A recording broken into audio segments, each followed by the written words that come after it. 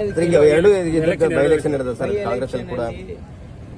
ಸೀಟಲ್ಲಿ ನಾವು ಖಂಡಿತವಾಗಿ ಗೆಲ್ತೀವಿ. ಯಾಕಂದರೆ ಇದು ನಮ್ಮ ಸೀಟ್ಗಳಿವೆ ಮತ್ತು ದಾವಣಗೆರೆ ಆಗಲಿ ಬಾಗಲಕೋಟೆ ಆಗಲಿ ಖಂಡಿತವಾಗಿ ನಾವು ಈ ಸೀಟನ್ನು ಗೆಲ್ತೀವಿ. ಅದರಲ್ಲಿ ಯಾವುದೇ ಒಂದು ಅನುಮಾನನೂ ಕೂಡ ಇಲ್ಲ.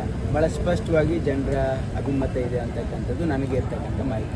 ಜಾಸ್ತಿ ಜನ ಅದರ ನಮಗೆ ಟಿಕೆಟ್ ಅನ್ನು ಕೊಟ್ಟಿಲ್ಲ, ಅಸಮಾಧಾನ ಕೂಡ ನೋಡಿ. ಅಂತ ಏನು ಬಾಗಲಕೋಟೆಯಲ್ಲಿ ಏನು ದಾವಣಗೆರೆಯಲ್ಲಿ ಅಲ್ಪಸಂಖ್ಯಾತ ಸಮುದಾಯದ ಮುಖಂಡರು ಕೇಳಿದ್ರು.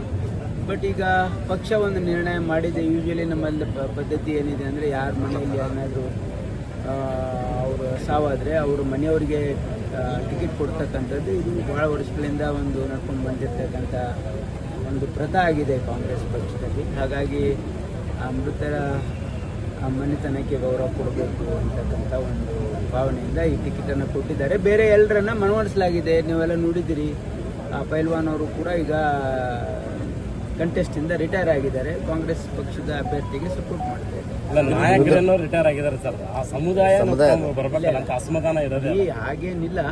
ನಮಗೆಲ್ಲ ಯಾವತ್ತು ಸಪೋರ್ಟ್ ಮಾಡಿದ್ದಾರೆ ಅಲ್ಪಸಂಖ್ಯಾತರು. ನಮಗೆ ಜೊತೆಯಲ್ಲಿ ಕಾಂಗ್ರೆಸ್ ಜೊತೆಯಲ್ಲಿದ್ದಾರೆ. ಇಲ್ಲೂ ಕೂಡ ದಾವಣಗೆರೆಯಲ್ಲೂ ಕೂಡ ಸಪೋರ್ಟ್ ಮಾಡ್ತಾರೆ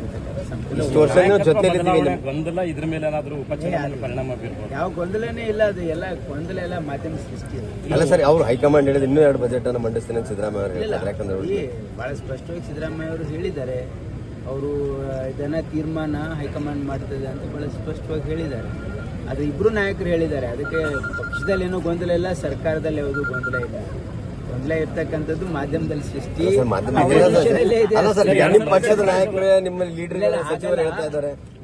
ನೋಡಿ, ನಾಯಕರು ಹೇಳಿದ್ದಾರೆ. ಯಾಕಂದ್ರೆ ನೀವು ಪ್ರಶ್ನೆ ಲೀಡಿಂಗ್ ಕ್ವಶನ್ ಕೇಳಲ್ವ? ಈಗ ಕೇಳಿದಾಗ ಅವರು ರಿಯಾಕ್ಟ್ ಮಾಡ್ತಾರೆ ಬೇರೆ ಬೇರೆ ನಾಯಕರು.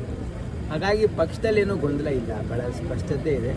ಹಾಗಾಗಿ ಹೈಕಮಾಂಡ್ ಏನು ತೀರ್ಮಾನ ಮಾಡ್ತದೆ ಎಲ್ಲರೂ ಒಪ್ಕೊಳ್ತೀವಿ ಅಂತ ಮಾತು ಮಾನ್ಯ ಮುಖ್ಯಮಂತ್ರಿಗಳು ಕೂಡ ಹೇಳಿದ್ದಾರೆ, ಉಪಮುಖ್ಯಮಂತ್ರಿ ಇಲ್ಲ. ಈಗ ನೋಡಿ, ಕೋಡ್ ಆಫ್ ಕಂಡಕ್ಟ್ ಇದೆಯಲ್ಲ, ಇವೆರಡು ಕೋಡ್ ಆಫ್ ಕಂಡಕ್ಟ್ ಮುಗಿದ ತಕ್ಷಣ ಇವತ್ತು ನಾವು ಎಲ್ಲ ಒಂದು ಈ ಇಂಟರ್ನಲ್ ರಿಸರ್ವೇಷನ್ ಬಗ್ಗೆನೂ ಕ್ಯಾಬಿನೆಟ್ ಒಂದು ಮೀಟಿಂಗ್ ಕರೆದಿದ್ರು. ಅದೆಲ್ಲ ಗೊಂದಲಗಳನ್ನ ಪರಿಹರಿಸಿ ಇಮಿಡಿಯೇಟ್ಲಿ ರಿಕ್ರೂಟ್ಮೆಂಟಿಗೆ ಇವತ್ತು ಬಜೆಟ್ ಅನೌನ್ಸ್ಮೆಂಟ್ ಇದೆ. ಅದು ಯಾವುದೇ ಬಜೆಟ್ ಅನೌನ್ಸ್ಮೆಂಟ್ ಆದರೆ it get priority in implementation. ಏನು ವ್ಯತ್ಯಾಸ ಅನಿಸ್ತಾ ಇಲ್ಲ. ಇರಾನ್ ಅವರು ನಮ್ಮ ಮಿತ್ರ ರಾಷ್ಟ್ರ ಅಂತಿದ್ದಾರೆ. ಇಸ್ರೇಲ್ ನ ಪಾರ್ಲಿಮೆಂಟ್ ಅಲ್ಲಿ ಇವರು ಮಾತಾಡ್ತಾರೆ. ಬಾಯಿಂದ ಹೇಳೋದು ಬೇರೆ. ನೋಡಿ, ಎಲ್ಲ ದೇಶಗಳು ಹೇಳ್ತಾರೆ ಪಾಪ. ಆದರೆ ನಾವು ಯಾವ ರೀತಿ ನಮ್ಮ ವರ್ತನೆ ಇದೆ, ನಾವು ಇಸ್ರೇಲ್ ಹೋಗ್ತಕ್ಕಂಥದ್ದು ಏನು ಅವಶ್ಯಕತೆ ಇತ್ತು, ಇವೆಲ್ಲ this is not right. I don't know who is advising the honourable prime minister. This is not good for our country. ಇಂಥ ಸಂದರ್ಭದಲ್ಲಿ ವಿ ಶುಡ್ ನಾಟ್.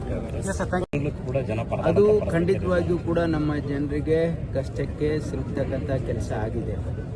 ಇದು ಬಹುಶಃ ನಮ್ಮ ವಿದೇಶಾಂಗ ನೀತಿ ಏನಿದೆಯಲ್ಲ, ಸ್ವಾತಂತ್ರ್ಯದ ನಂತರ ನಮ್ಮ ಒಂದು ಅಂತಾರಾಷ್ಟ್ರೀಯ ನಮ್ಮ ಸ್ಟ್ಯಾಂಡ್ ಯಾವತ್ತೂ ಕೂಡ ನಾನ್ ಅಲೈನ್ಡ್ ಆಗಿತ್ತು.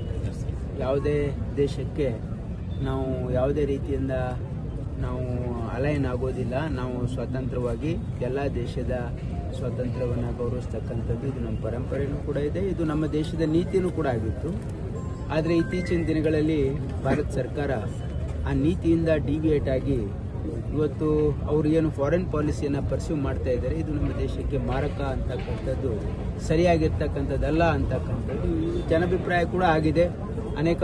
ಅನೇಕ ದಿನಪತ್ರಿಕೆಗಳಲ್ಲಿ ಇವತ್ತು ಎಡಿಟೋರಿಯಲ್ ಬರೀತಾ ಇದ್ದಾರೆ. ಈ ರೀತಿ ನಮ್ಮ ದೇಶದ ಇವತ್ತು ನೋಡಿದ್ದೀರಿ ನೀವು, ಹಿಂದೂವಲ್ಲಿ ಎನ್ ರಾಮ್ ಕೂಡ ಹೇಳಿದ್ದಾರೆ, this is not A correct deviation of our foreign policy, is not good for our country. ಅದರ ಪರಿಣಾಮ ಇವತ್ತು ನಮ್ಮ ಜನರು ಅನುಭವಿಸ್ತಕ್ಕಂಥದ್ದು ಒಂದು ಆಗಿದೆ ಅಂತಕ್ಕಂಥದ್ದು. ಆಕ್ಚುಲಿ ನೋಡಿ, ಕೇಂದ್ರ ಸರ್ಕಾರ ಜನರ ಹಿತ ರಕ್ಷಣೆಯನ್ನು ಮಾಡಬೇಕು.